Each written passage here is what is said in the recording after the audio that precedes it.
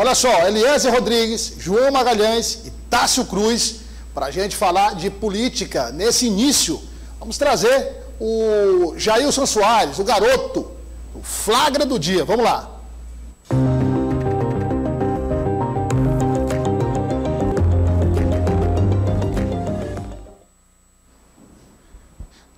Olha aí, você vê ali que... Bom, eu vou fazer uma descrição aqui, aí fico com vocês.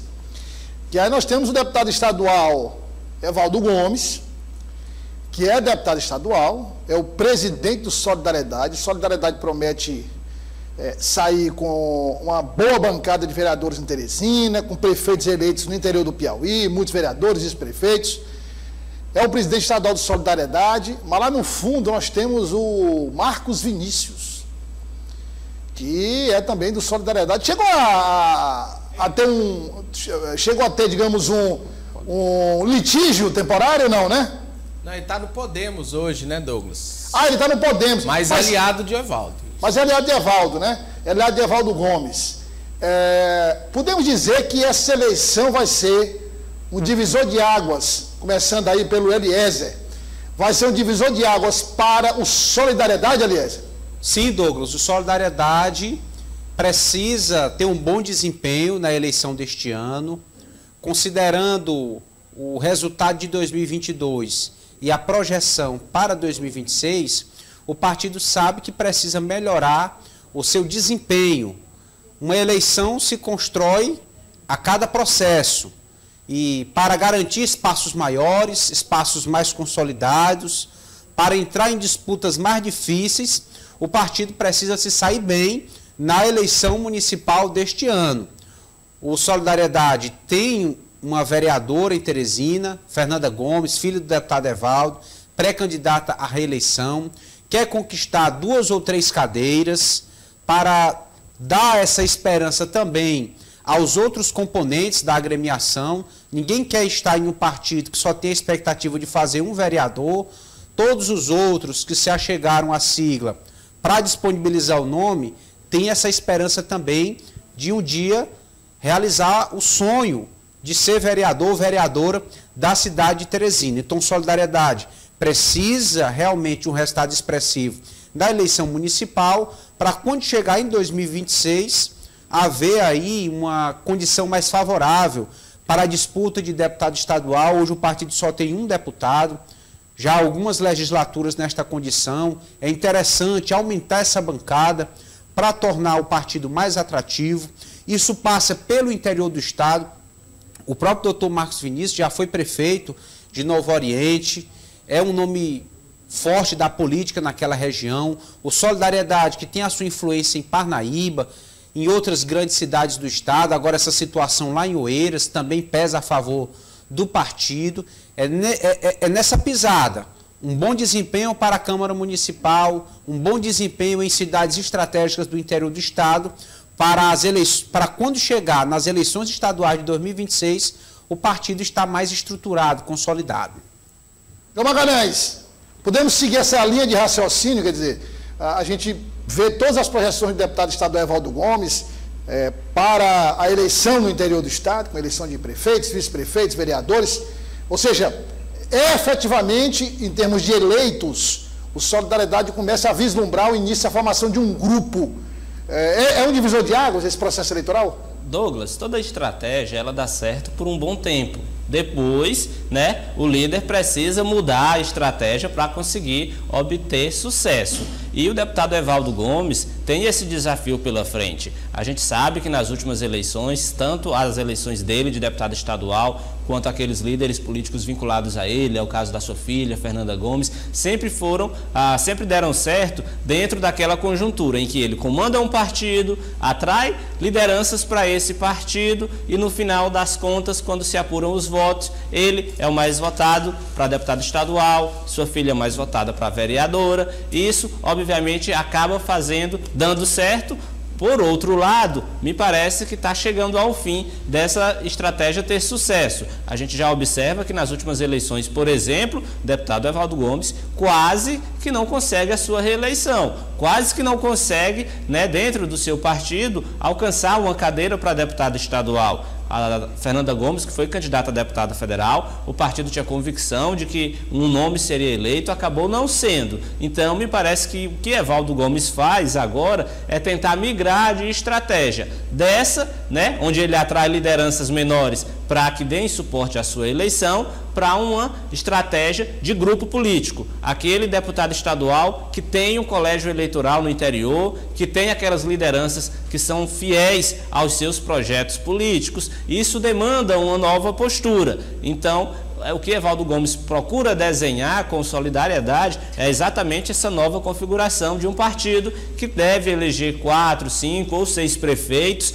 ter todos esses prefeitos vinculados diretamente ao projeto político dele, Evaldo Gomes. Aqui em Teresina, eleger pelo menos 2 ou 3 vereadores que também tenham fidelidade ao seu projeto político. Então, eu vejo uma espécie de migração, uma tentativa de Evaldo Gomes de mudar a estratégia. Ele é muito inteligente, ele sabe que a forma como ele foi eleito nas últimas eleições, ela se exauriu, ela não dá mais certo. As lideranças não aceitam mais, ou não querem, ou não têm interesse em migrar para um partido para ser o que a gente chama de escada, né? Agora o que a gente observa é que ele precisa ter um grupo político fiel. Para isso, precisa consolidar essa fidelidade e, claro, trabalhar no interior com uma perspectiva de eleger aí pelo menos 5 ou 6 prefeitos.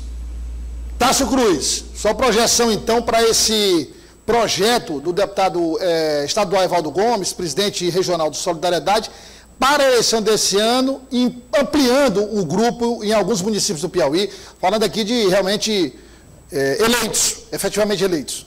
Douglas, eu vejo que o projeto do Solidariedade no Piauí tem um rumo e um destino bem definido.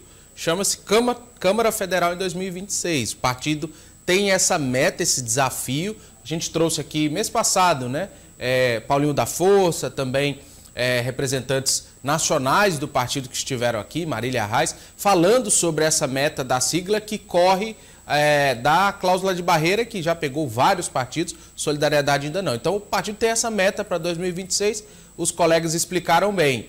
A eleição para deputado, tanto estadual quanto federal, para senador, qualquer eleição, começa com a base, com o pé no chão dos municípios. E isso é feito com vereador e com prefeitos. Eu diria que para chegar até esse desafio de eleger um deputado federal, como conseguiu a deputada Marina lá atrás, tem que passar pelos municípios e por uma eleição bem posicionada nas principais cidades. Eu colocaria Oeiras como a cereja do bolo. Se Evaldo conseguir fazer essa aliança, fazer essa conjuntura complicada em Oeiras, conseguir essa compreensão do PT apoiado ao Dr. Ailton, ele dá um passo muito importante para essa meta de 2026.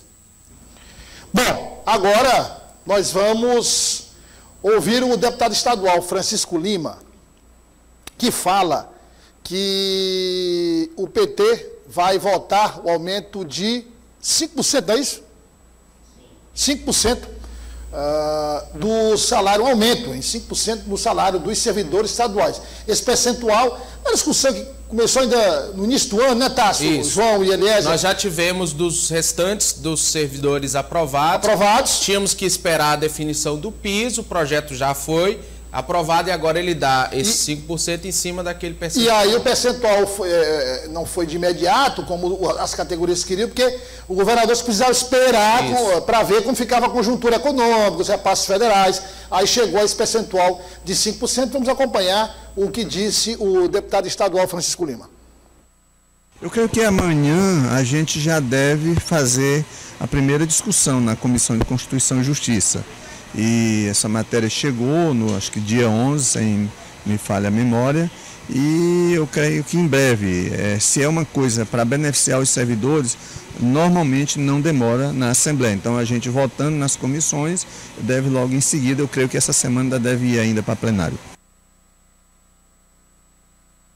Eliezer, claro que nunca é o que as categorias esperam, também nunca é o que o governo pretende dar, é sempre base no que é possível conceder.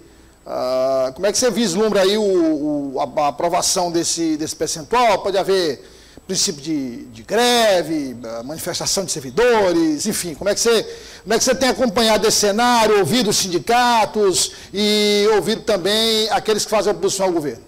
As categorias, há um tempo, já se manifestam, Douglas, no sentido de tentarem conquistar esse aumento, um aumento merecido, inclusive, a um aumento que corresponde a toda uma expectativa. Cada um tem sua referência de cálculo, de quanto cada categoria deveria receber.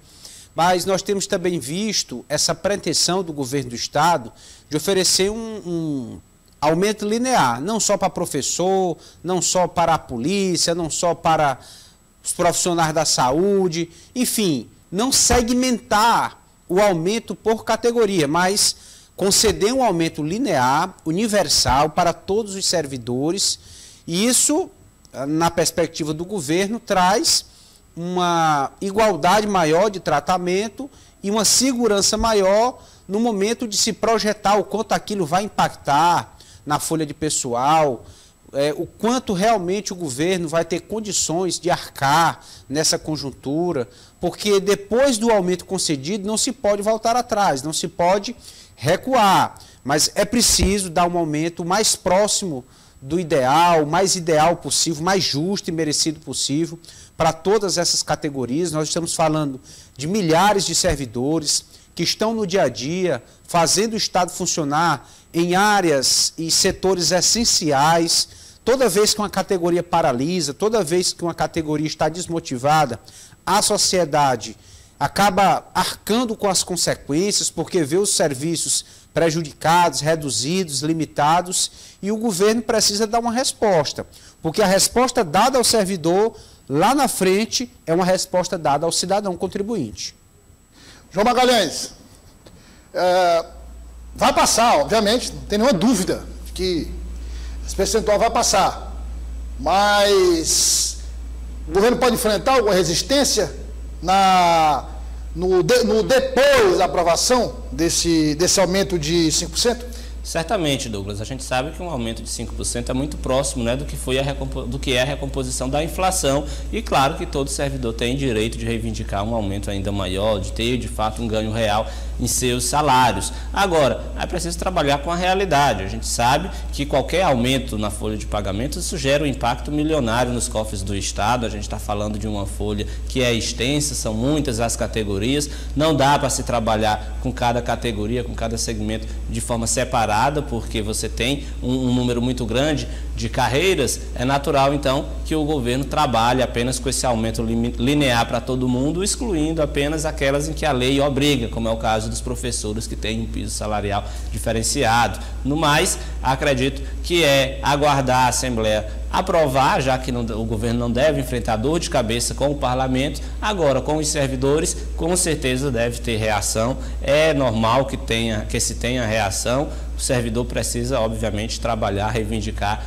uma valorização e, claro, isso passa por um reajuste maior dos seus salários. Por outro lado, cabe ao governo ser transparente e explicar por que no momento o reajuste possível é de 5%. Acredito que o governo tem argumentos e condições suficientes de comprovar que realmente só pode conceder esse reajuste. A gente sabe que o cenário demanda uma cautela, principalmente quando a gente trata de dinheiro público. Tássio, sua projeção aí para depois da aprovação na Assembleia. Douglas, eu acho que a situação parece bem pacificada, né, quanto aos servidores estaduais, descontentamentos pontuais, né, mas como a gente já explicou, a gente teve aquele reajuste de 5% aprovado lá em março para o grosso do serviço público estadual, né, para as maiores categorias. Agora temos essa para profissionais do magistério.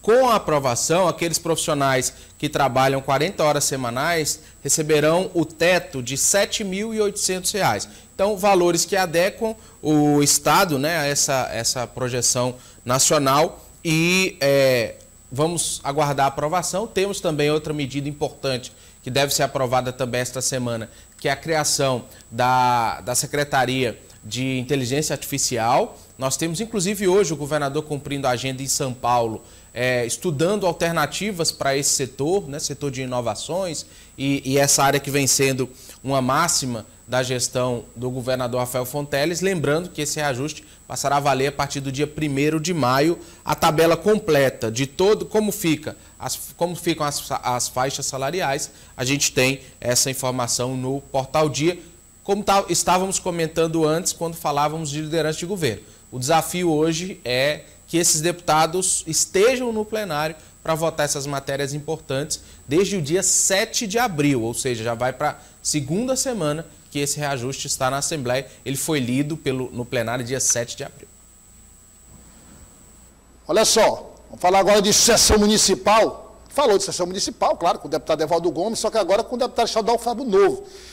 O pré-candidato do PT espera que os 240 pré-candidatos a vereador do seu grupo se empenhem em levar o nome dele, né? Porque um grupo tão grande é a chamada capilaridade. Vamos acompanhar.